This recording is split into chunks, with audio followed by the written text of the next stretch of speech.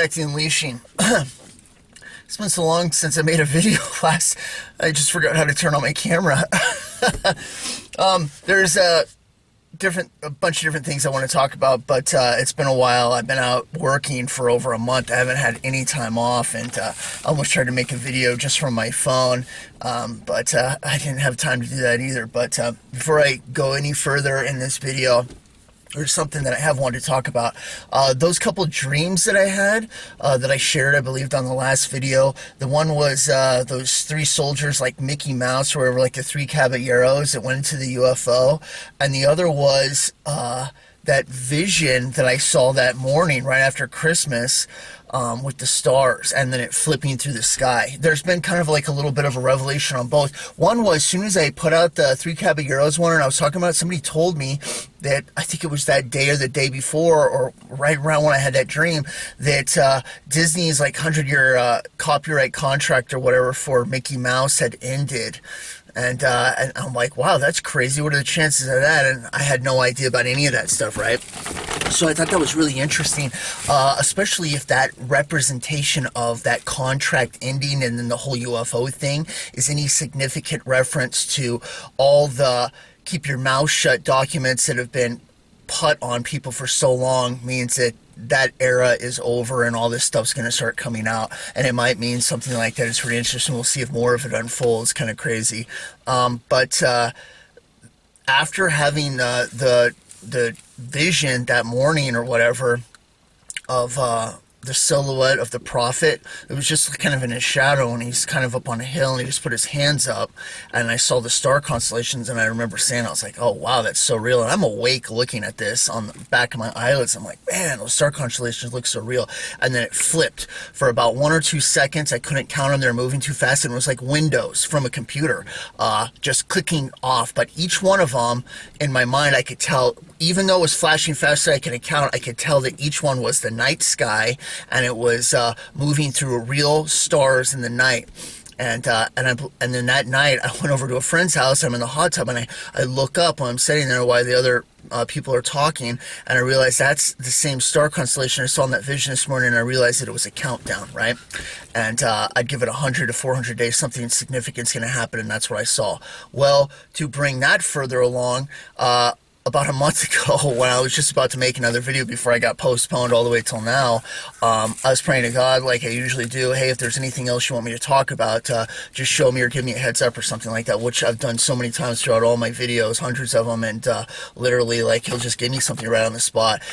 So, I mean, I bring a lot of things up, but a lot of times quick ones or information. It's something he just wants me to talk about, and he'll bring it to me. Same thing happened with this. I asked him that, and it was even 5 minutes later, a video popped up, and I watch rapture dreams and stuff like that, among other things. You guys know I keep up on everything, at least I try to. All the stuff coming out right now is almost impossible to keep up. There's like 75 different things going on around the world. They're all like catastrophic and leading to the end of the world, and it's all happening at once everywhere. I'm like, holy mackerel, it's hard to keep up with this.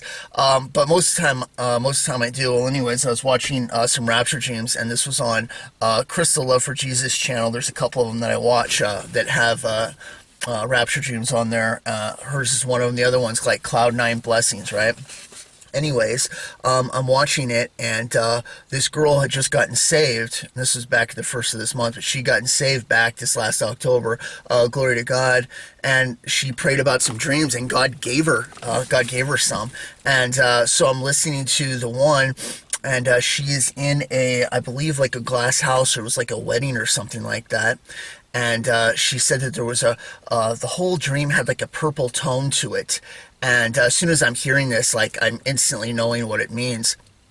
And she's looking out the window, and all of a sudden, just like what I saw, instead of the night and stars, the days flash, and she can see that it's a count of days, right, that's happening, but it's too fast to count. It only lasts for a few seconds. Like, literally the same thing I saw. We're talking like 100 to 300, maybe 400 days or whatever, that's moving really fast, and I knew exactly what it meant. It's the same exact thing that I saw, except hers has a different maybe tone or meaning. I don't know if ours are exactly the same or if it's counting down to the same thing. I hope that they are, but the purple hue is royalty, all right? And that's what what that meant, and it was a countdown to royalty. That's exactly what the dream meant. And it's talking about going to heaven, glorified bodies, being with the Lord and everything like that, right? I'm like, wow, no way. And this girl had just prayed this recently, this last year here at the end, between getting saved in October, and she had that. And of course, we don't know each other or anything like that, but that's exactly what I was showing right after Christmas, and I made on the last video. So I'm like, whoa, no way. And this was, of course, 5 minutes after I asked God if there's anything you want me to talk on. So I've literally been trying to bring that up for a month and haven't had a chance to. Significantly, we don't have much time left. It really is getting down to the wire.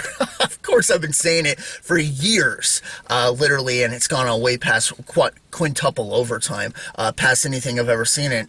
So all I can say is that he's held back longer for more people to get saved. I recently just had my little niece's friend, who I've prayed for many, many years that she would find the Lord. She just recently got saved and shared it on Facebook. She got baptized, gave her life to Jesus, and I couldn't be more happy. But, you know, when I look at that, it's like, yeah, he really is still buying time for so many people and bringing this into the fourth watch, a reference to what I was speaking of on the last video, how we're in a time period where this could go at any time, but he said to be ready at all the times, don't go back to your ways, because he might come in the first, second, third, or fourth watch, so always be ready and watching, all right? And we're in that window time right now. I believe we have been since 2017 in the rapture, the Revelation 12 sign, my bad. Anyways, very interesting. I wanted to share that. So, same exact thing. We have a countdown of days, and it's not very long. I'm talking like 100 to 400, and whatever's going to happen in between that. Do I think things are going to get nasty? Yes, I do. It was bad in my rapture vision. Really, really bad. I was in the worst mood ever. I was in long lines. You guys know that the majority of that has already come to pass. It's been from 2014. First time I shared it was in 2017. I said all of this stuff, right? And this was before the California exit and the UFO started hitting. And of course, you guys know what I saw. I'm looking out the window. We're in a long line. Traffic's backed across the bridge that I can see up in Sandpoint, Idaho, where I'm looking at the gas station. Haven't been up there in years. And the only time I'd ever seen traffic like that was when I was a kid on Lost in the 50s weekend, where people bring their old 50s cars into town from all over the place. And the only time when I was a kid, we were like, whoa, look, the traffic's all the way across the bridge, Mom. That's so cool. And of course, it's not cool when you're an adult because you're trying to get somewhere. But now it's like that all the time. So many Californians moved in with all the burning of California, just like they did with Hawaii and stuff like that, literally, like, the place has been filled, and now from morning, lunchtime, or in the evening, you could get traffic jams that are backed all the way across the bridge, and of course, that had never happened before until that, and of course, I was showing that way in advance. And then the other thing was the 2.5 mile wide UFOs that were coming down all over the place, starting to do the whole end of the world thing, which is right when the rapture happened, and I was taking up and showing what it's like and felt it and experienced it. Amazing. Just amazing. You guys have heard it a million times. I mean, it doesn't get old, and I can't wait until it's real. But you can see how it just keeps on filling in closer and closer, so it's kind of cool.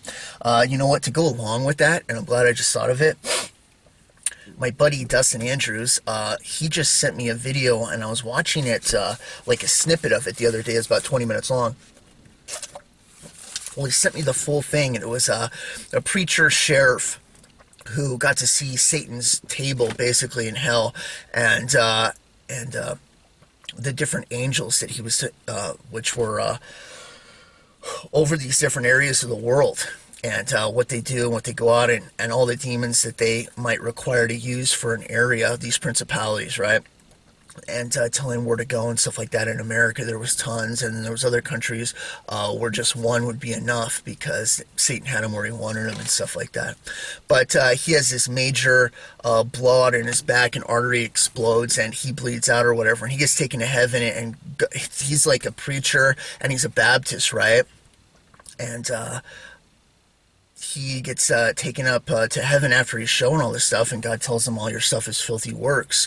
It's Laodicean, it's Laodicean. He tells him we're in that generation now. So if you guys don't know, we're in the last generation of the Laodicean church, which there's 3 or 4 multiple different multi-dimensional ways to look at Revelation chapter 2 and 3. But those are also timelines, those churches. Not only are they different people and different trials that they're going through that God wants them to repent or watch out for, it also is a representation of time, and the Laodicean being the last church before, of course, the rapture happens and we get called home, okay? And so him being told that in like 1978, it shows you that we're definitely in the last hours of this whole thing, right? Of course, it's obvious. But one of the things that he was showing, and he was instantly allowed to know, is within the 15 minutes that he was going through this death experience or whatever, God had pulled 50 saints from the earth, and the other 2,000 and something, or however many thousand it was, had died and were going to hell. And he was instantly told the numbers right then in 1978, 2.5% will make it, right? Back then. So, how interesting. Yet again, somebody I know nothing about, had only just recently watched. This is from 1978 when he shared this vision. And lo and behold, the numbers are exactly what I've been saying the whole time. In my vision, I saw 8. I just broke down the math. I'm like, there's about 2,000 people there. I'm like, 0.004. Wow, that's less than half of 1%. Right? And I've said it for years now, and you guys have heard me say it, which seems ridiculous. Like, that's such a small number. We're talking like out of billions of people and stuff on the planet, only like 36, 35 million people would make it, right? Not counting like innocent children. And it just seems astronomical. And then I am told through the years of through the channel now, over like the last 6 years or whatever, one was from Africa, another was from Europe or something like that, and God had told them the same thing. The people, it's less than half than 1%. And if you look at 1978 and how the world's getting progressively worse and more into its abominations and pulling away from God, it literally lines up with the same numbers. They were doing a little bit better back then, 2.5%, which is terrible, and which is exactly what this guy's saying. And now we're in the stages of less than half of 1%. It's pathetic how bad it is. And but I thought that was extremely interesting, and it just goes to show you there's so many people out there that call themselves Christians, but they haven't really made God, Jesus, the Lord of their life, and they don't actually want anything to happen. They don't want him to come back. They don't want to have any part of that, right? And it's a very small minority of people. Of course, that's going to change instantly when the rapture happens, you know, But yeah, no, it's crazy. It's a reality that we're living in, so pretty wild. But there's a couple things I want to bring out, and I'm talking so fast because of how hellacious it is to upload on YouTube. It might take a couple hours for the editing to happen, but to upload the video can take like 6 or more hours. It's insane how slow YouTube is. It's driving me nuts. So I already talked as fast as it is right now. And I'm watching the clock, trying to keep this short because there's things I want to talk about, and time just starts flying. I'm like racing the clock every time I talk. It's unbelievable. But anyways, those are a couple things I just want to bring up for starters before I get into this. Okay, here we go. Okay, I want to talk about cryptids, all of them. All right, when I was a kid, I had an experience. I was living in a house in Ratcham, Idaho, all right? It's a little off-skirt of Coeur d'Alene, Idaho, North Idaho, right? In this room, when I was in there, I shared it with my little baby brother. I was 3-something years old. He's 2 years younger than me, so he was 1. He was in a crib, and I had a couple stepbrothers on the other side of the wall in their own private room. And at night, when I would go to bed, if the door was shut, if there was even a crack in the door being open, this wouldn't happen. But if the door was shut completely, I would have this werewolf come out of the closet. It would manifest, right? And it would come up between the bed. I was terrified. Of course, I don't know what the heck a werewolf is at that age, right? So I'm thinking it's the big bad wolf. I've heard the 3 Little Pigs story, and it used to scare me big time, the wolf, right? And it would come up between the crib and my bed, and it would go, "Who shall I eat tonight, you or your little brother?" And I love my little brother, right? And I'm like, no, leave my little brother alone. Eat me, right? That's crazy to think that I was already sacrificing myself all the way back then. I was only 3 years old. Unbelievable. Anyways, I'm like, no, leave my little brother alone. Eat me. So he'd pick me up out of bed, and I would get shoved in his mouth, and it would go black, and I would wake up the next day, and I didn't know what to think. It was so real, right? It wasn't a dream. And the same thing would happen every night if that door was closed all the way. But if it was cracked, it wouldn't happen. It wouldn't come out. And I thought that was really interesting, but I would wait for it. And this continued on for a long time while I was there, and before I got saved at 6, right? We ended up moving into a couple more houses, and the other house I lived in, that didn't happen, but it was terrifying. So one night, he comes up between the bed and he says, "Who shall I eat tonight, you or your little brother?" And I'm like, "I'm sick of you eating me."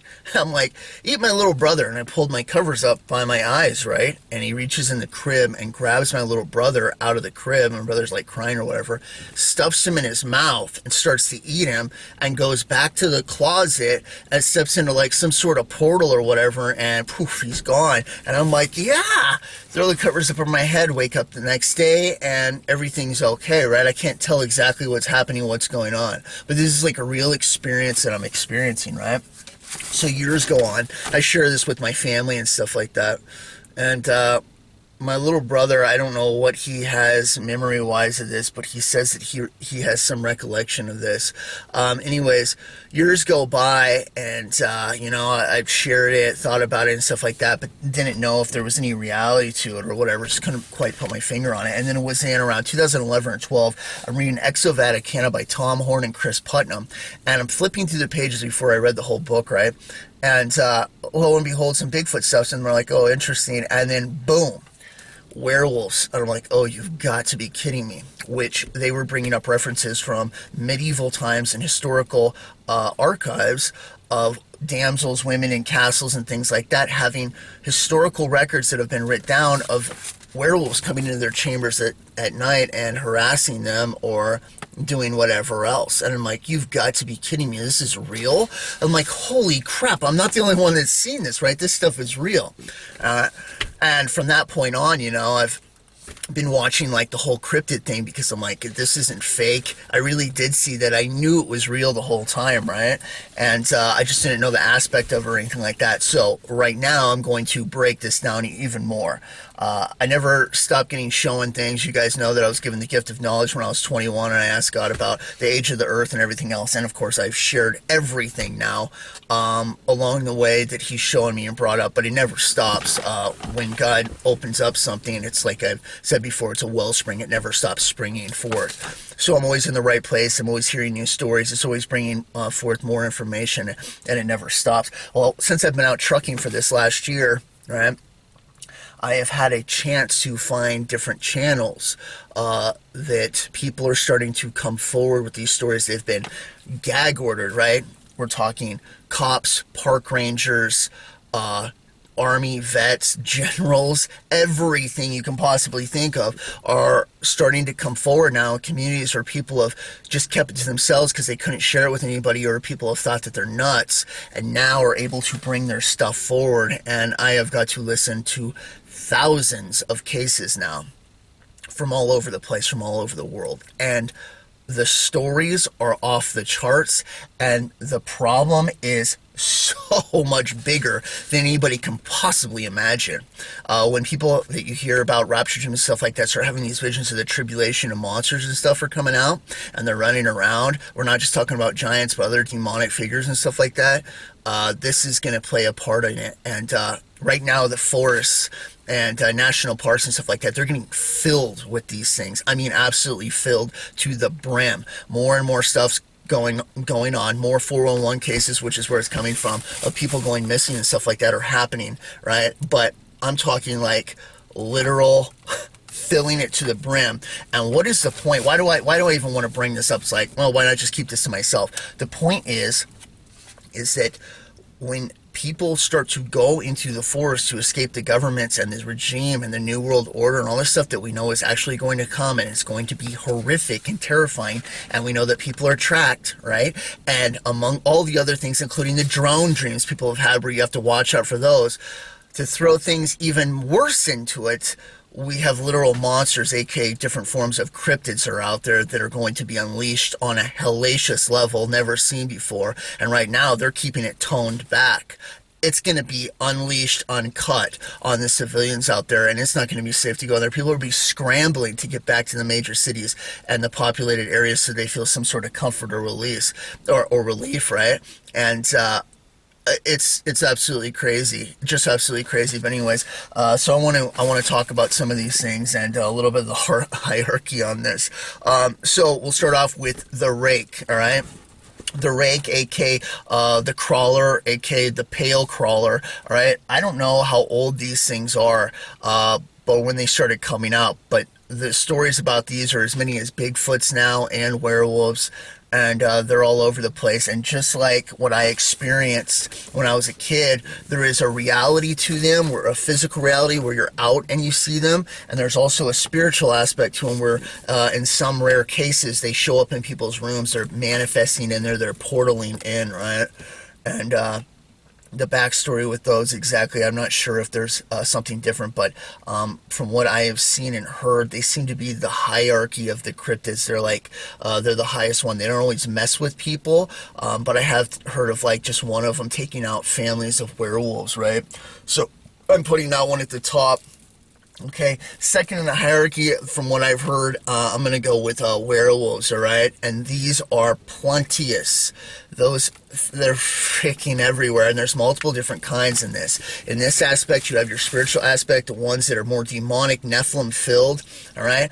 And you can look at this in multiple different ways. Some of them are creations, just like a gray, an alien gray, and the spirit of the Nephilim takes it over like a bodysuit, and it can wear it and manipulate space and time and move through portals. Well, you also have this version where they can put on a werewolf suit, and it's doing those sort of aspects. Then at the other time, you have your super soldier program, all right, where guys have been injected with stuff that has turned them into werewolves. And when they're done with them, or maybe they've gone too far in the program, or it didn't work out, or there's a period where it's like you've changed too much, there's no coming back, they've released them into parks and different parts, and they have almost like they still have some of their human instincts in them as well with the other stuff, right? So there's your different combination. Then you have your Bigfoots, all right, that are in there as well. Bigfoots, the ape creature that everybody knows about for the most part, all right. It is the same thing as the others. You have your mixing of DNA, all right, following angelic DNA, human DNA, and then an animal, all right, that they've mixed in there as well, all right. Why they never wanted to find the body parts. If you start getting into the DNA and start seeing the triple helix and some of the other stuff, you'll find that there's a lot of human DNA as well as animal and some other stuff. And of course, the more you find out about all this, the reason why everything is kept under wraps, because it all ties back to the Bible, and the government, which works with Satan, doesn't want you to know any of this stuff, right? There's also another possibility for some of the Bigfoots, right? And just like werewolves, you have different areas where they might come from. The other one is in the book of Jasher. When the Tower of Babel was being made, there was 3 different groups of people on what they wanted to do when they were planning to overthrow God, right? And God sees it, and he judges those 3 groups separately. But one of the groups, he says, he turned them before he destroys the tower and switches the languages up and killed the other groups and some other stuff. The one group, he turned them into ape men, it says. And I can't help but wonder if some of those survive through time or whatever. And you might be looking at some of your Bigfoots from there. Besides Bigfoots and stuff, you have goatmen, Wendigos, all right? Wendigos, I'm going to put those for like hierarchy above Bigfoots. And you have almost every other animal you can think of, from crocodile faces. I'm talking like crazy stuff that doesn't seem like it would only be like on a cartoon, where it's like a cartoon figure, you know? Like the animals in Robin Hood, the cartoon, right? And the one crocodile guy, like, but I've heard stories from everything, and these people are being serious, you know. It's crazy. And of course, it's always a demonic experience on how real it is and stuff like that. But these are physical beings, and they're extremely powerful. So I'm going to share a couple of the stories real fast. The first one, we're going to go to Vietnam. This is from a brigadier general, all right, that he told his grandson about. But they were in Vietnam, and they were in a camp. It was as far as they could go into the jungle because of the Viet Congs and stuff like that. It was really dense jungle, and they had sniper nets and all kinds of stuff out there, and they couldn't get through. So they built this camp wall of like fencing or whatever with razor wire at the top, and it was about 16 feet tall. And there was a metal box about 10 feet tall that was in a certain part of the camp, and this private at the time, who became the brigadier general, he asked about it one time. And the colonel, I believe, said, it's our secret weapon, but that's all he would tell him, right? So one night he's on his he's on his watch, and I think he's up in a tree. They've got nods back then. So when we first came out with the NV7s, the single ones that were just absolutely crappy, right? But they had them back then, and he's watching across camp, just doing particular watch, and he sees a group of guys with the colonel bring that metal box, that 10-foot box, out into a certain part of the camp over by the fence, and he's going, what the heck? He's like, what are they doing with that? But he's been waiting for this opportunity to see what this thing is, right? So he watches intently and keeps his eye on it, and the guards open the box up, and lo and behold, out walks this 10-foot or so tall werewolf, and he can't believe what he's seeing. The thing's hunched over, and it has some sort of metallic dog collar on it, and it has green lights around it at the time, right? And they're giving it something, almost like it's sniffing, right? And they all stand back, and it puts its head up in its nose up in the air for like just a few seconds, and all of a sudden, with one single bound, boof, over the 16-foot fence, out through the jungle, right? It's moments later that all of a sudden he starts hearing blood-curdling screams, gunfire, chaos out in the jungle. This thing's out there ripping these Viet Cong apart, right? Stealth-like. Just absolutely shredding them, and they start hearing less gunfire, less noise, and within a few minutes, the jungle is literally quiet, completely silent. He can't believe what he just saw and what just happened. And he waits there for about 10 more minutes, and all of a sudden, in complete silence, out of the jungle in the night, this werewolf lands back in the middle of camp. It just jumped back into the camp from over the 16-foot fence, right? And this time, the collar is red.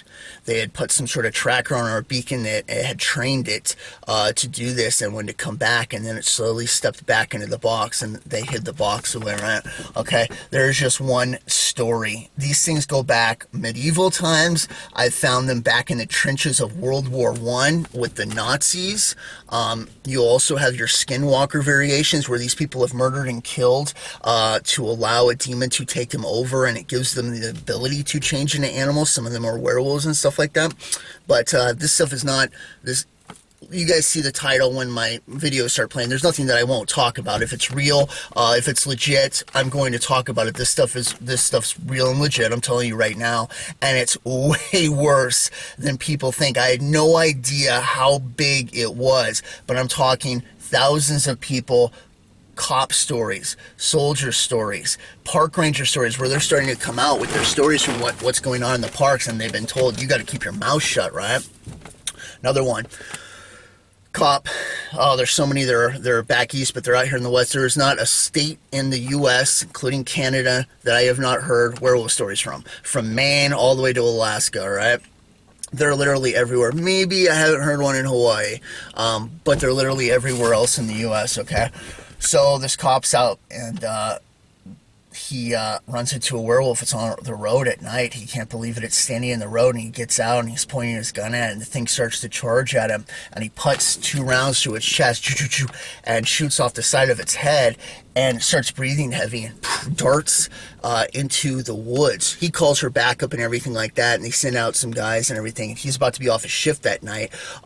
So he's like, hey, man, and they relieve him and they tell him to go back. And anyways, this cop, he goes back, but he starts asking about the next day, and he gets called in the office. Hey, what happened with that? And there's men in black in there already, and they bring him in. They start saying, oh, what you saw was a dog that was misfed or whatever from the zoo. Right, these bullcrap stories that they give him, and that's all, and you're not going to talk about or anything like that, right? They give him the whole threatening thing, and the rest of the group that were there. So he ends up leaving for the day. He's pissed off about it, because he wants to know more. And his buddy called him. He's like, dude, I was there. It took 4 of us. We were lifting the thing. He's like, I'd say it weighed about 400 pounds. No, it was totally a werewolf, man. The thing stood on 2 feet. You did kill it, and it bled out a ways back in the woods. But one of the guys called back to dispatch, and they got a hold of the FBI or whatever. Instantly, they shut the whole thing, and they came in and they took over the whole operation and shut it down. All right. one story after another that are like this. All right, and guys are out on the roads, they see these things, military or training. There was a recent one I heard with a trucker. I don't know where it was. I think it might have been up in Canada or whatever, and he's driving along and this werewolf comes out and starts running. He's about 10 feet tall because it's head to head with him when he's up in the semi truck, and it's looking in, and they're smart. He's trying to open the door and stuff, right? And he ends up taking out a boot gun and pops it in the head, turns the truck around. By the time he gets back, there's people that are around it. He's talking about the different truck stops till finally the men in black pull him in. They told me he needs to keep his mouth shut, and they're pissed off at him because he killed one of their assets, right? Because, like I say, the government has tweaked with these things, made them, and then there's also the more demonic versions that can move in and out of space and time, right? But it's all real, and literally one story after another, after another, and after another. And these things are PEX killing machines. All right, this next one, just recently out of Pennsylvania, had a guy and a family. The property's been in the family for years, but him and his dad had killed a werewolf in this group. It was a red one, and they had buried it. And they're very family oriented. They really have the whole wolf aspect inside them, even though they have that human instincts and intelligence and super smartness and stuff like that. They also have a lot of the same stuff that wolves do, and they take their families and stuff very seriously. Well, they had taken this one out on the property that it came out. This group had moved in. It was a reddish brown one, anyways, and they had buried it. Well, he's waking up this morning, and they have a driveway. It's pretty long. It's like a mile or so down through the woods. And his wife is in hysteria when she calls him. Something ran in front of me. I swerved to miss it and went in the ditch, right? And so he gets his pants on, gets all his gear and stuff like that. And he's driving down the driveway. And he gets down there and sees what's going on. He starts hooking up his chain to pull her out and stuff like that, you know. And he sees off on the tree line that there's werewolves out there, and they're watching the whole thing, right? So he's like, he tells his wife, he's like, get in the truck, lock the doors, and he's hooking up the chain. And why he's doing this, to keep an eye on him, he didn't realize that the alpha had snuck around behind. And he didn't realize yet the whole thing was a bait by the werewolf. They ran in front of the wife to run her off the road because they knew that he would come so that they could pick him off, because they're pissed about him taking out the other one, right, before. I'm talking incredibly intelligent. So he ends up turning around and sees the one that's there, this alpha, right? And he's frozen instantly in fear, which is what happens to a lot of the people when they're dealing with these cryptids. They can't move, they're completely frozen. Like the same thing with aliens, right? There's a power of fear that comes over it. The people, and they're like stunned, right? A lot of times it freezes them from shooting or anything like that. But he tells the wife, he's like, inside my bag right there's a flashbang. He has a SWAT friend, and when these things go out of date, I have a friend that has a couple too. Sometimes they can get them, right? So he has this flashbang grenade, and he tells the wife to give it to him, and he gets it, pulls the thing, throws it at it. This thing starts charging at him. He jumps in time. It knows what it is, jumps out of the way. He gets in the vehicle. They peel out of there, right? So they make it back to the house, and I can't remember what happens with the vehicle. This happened just recently, though, and they're back at the house, and it's later that day, and he's in there by himself now in the room, and all of a sudden, I think it's that evening, there's a tap on the window, right? Tap, tap, tap, tap. And he looks over his shoulder, and it's the werewolf that was out there waiting for him, right? And unlike the other werewolves that have yellow, really amber eyes that glow at night, they're like designed so that they can see and hunt at night, like perfectly, right? It's not a shimmer or a shine that's coming off. These have an internal glow, right? This one's glow is this raging red. And he can instantly see, like telepathically, almost like the connection that happens with aliens and stuff like that, or other demonic or Nephilim spirits. You can tell that this thing's ancient, it's been around for a long time, incredibly smart, and pure evil, right? And it's tapping on the window. And when he does it, it hints with its head basically to look over his shoulder, and he can see the whole tree line out there has yellow glowing amber lights. And the werewolf, he realizes, telling him, it's like, if you come out here, you might be able to take me, or shoot me or kill me or whatever, but this whole family that I got with it, they're going to kill you. and he is frozen in fear while he's looking at this, looking out the window at hell itself, staring back at him, right? And he pisses himself, right? Which is completely understandable, I'm sure. And he's freaking out, right? And the second that he does, the werewolf out there grins because it picks up the scent of it. It knows it just scared him straight into pissing his pants, right? Family packs up. He's moving, giving up the property or selling it or whatever else, and getting the hell out of there to leave, which has been there for a long time. And it's really hard. But like I say, who do you go? Who do you talk to when the government's like constantly suppressing it, keeping it under wraps? And I've heard about sheriffs and stuff in certain towns back east having families of Bigfoots, kind of like the same thing, come in and start killing animals, family dogs and stuff like that. And what'll happen is they'll bring in like special forces teams or some secret unit. Some of the guys will get killed in the process, and the whole thing gets swept under the rug because they don't want the public to know about this, right? They keep it all under wraps. But the population is growing. The density of them is growing, and there's all kinds of different cryptids, which is what we call these creations that are demonic, half Nephilim spirit.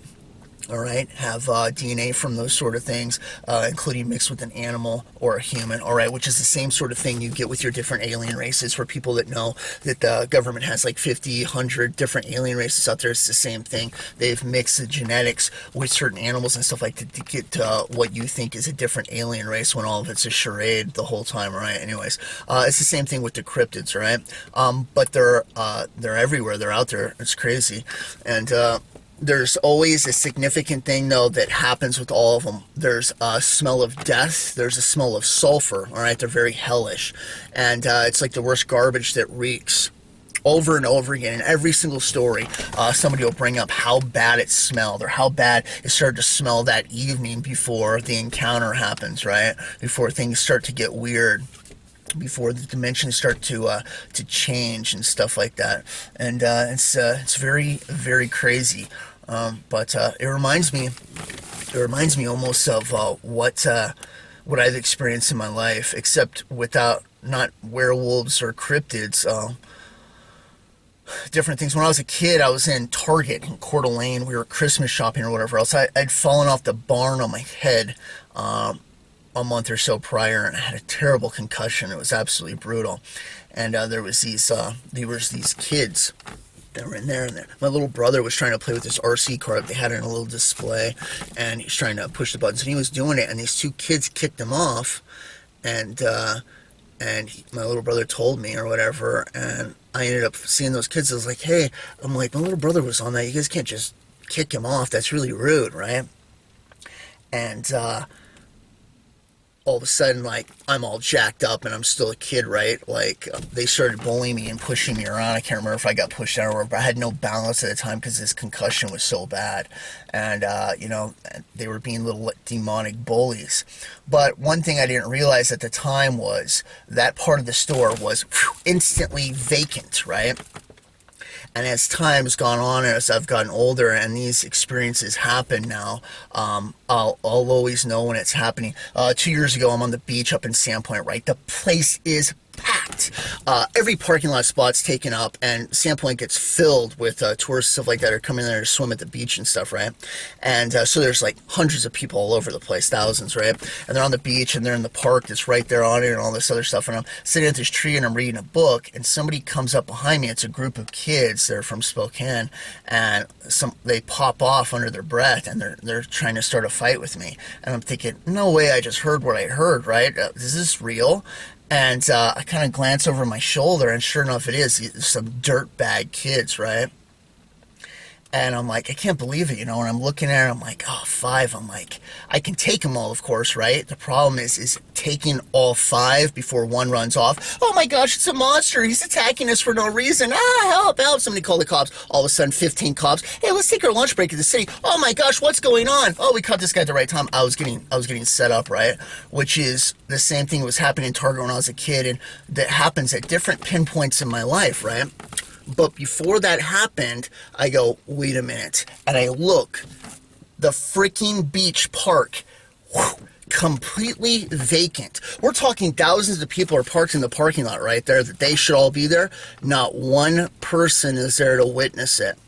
Almost like they can separate space and time And what's happening, you almost get pulled into a certain like half dimension where you're still there, but they have cleaned out certain areas, right? And I realized I was getting set up, right? The second I go after those kids, like, it would have been the same thing with the cops, stuff like that. It's a satanic thing. They're always trying to get me to get into glorious combat and then flip it. And it's the whole pinky finger thing again, right? Which I fell for that one time when I grabbed that kid. So I was cautious of it this time, and I ended up just leaving the whole spot because there was nothing that I could really do at the time, right? I was being set up. But to tell you those stories and at the different times that that stuff has happened, where all of a sudden there's nobody there, hearing these cryptid stories, it's like the same thing. They're going through a normal day, everything's fine, there's people around there at a park, national park or something like that, and then all of a sudden it's like, where is everybody? Nobody's around, nobody's there to witness it. Almost like it's been stretched or pulled, that dimension, and they've been separated from other people so that this thing can happen, and all of a sudden one will step out from behind the tree or a spot, and they're there by themselves, and nobody's there to witness the thing, right? And when I hear a lot of these stories, it's along the same lines, and they're being attacked, and all of it together, whether it's my situation that's trying to lure me into a combat situation, right, so that they can frame me and throw me in jail forever, and to keep me out of the picture so I'm not talking to people about God, or it's some sort of Nephilim crazy crap. It's always the same thing. It's there's something that happens right before there's almost like a pressure in the air and something changes, but it's very similar in effect, and I find that interesting. But literally I could talk for hours on this subject matter. From Wendigos, where it's half deer head, all right, and in a human form, walking on 2 feet, goat men, lizard men, you name it. All right, that there's combinations of, they're out there that people experience, seen, and everything else. And the horrific smells, the sulfur smell, the garbage smell, the horrific smell, it's always the same. And they're always decaying in a way. Unlike God's animals that he's created have a cleanness to them where they clean themselves, they're licking the fur, it's making it nice, they don't reek, it regenerates, right, because they're alive. These things have a regenerative process that is decayed, it's disgusting, it's rotten, skin's falling off all the time, but it'll regenerate. They're like cancerous almost. And they could be around for a very long time, but they still live. All right. This one story in particular, this lady's out on the lake, and they start to smell this awful, awful smell, right, like with all the others. And this elk ends up coming out of the woods, and it's got flesh hanging off, it's decayed, right, and it steps out on the ice, and she can't see exactly what the heck's going on here, but it's stepping out, all of a sudden, collapses through, falls through, right, and I don't think it's from the weight. I think it's like some crazy dimensional stuff. But anyways, sinks in. They end up calling, hey, there's a deer that just went through and everything like that. They shut down the lake for the rest of the year. In the spring, a team comes out, government comes out. They drain the lake, dredge it, drain it out, and pull that decayed elk out of there, right? The government comes in because they know that what it is, right? They're not telling the public, and they have it on a gurney or whatever where scientists are about to take it off, and it's been there the rest of the year, all winter, at the bottom of the lake, right, when all of a sudden comes back to life, jumps off the table, and scurries off into the woods.